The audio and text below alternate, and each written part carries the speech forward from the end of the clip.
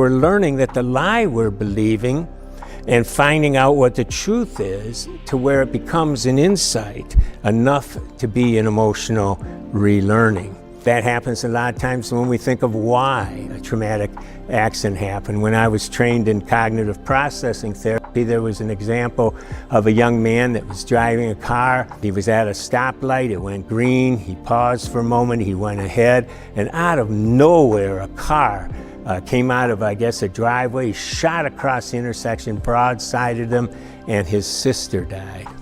Well, he held that belief in his heart of hearts that he was at fault. And even though the policeman said there wasn't a thing he could do, he still held this. Well, in counseling, we saw that all of a sudden what he really finally was able to admit to himself was he had bent over a little bit to turn the radio station.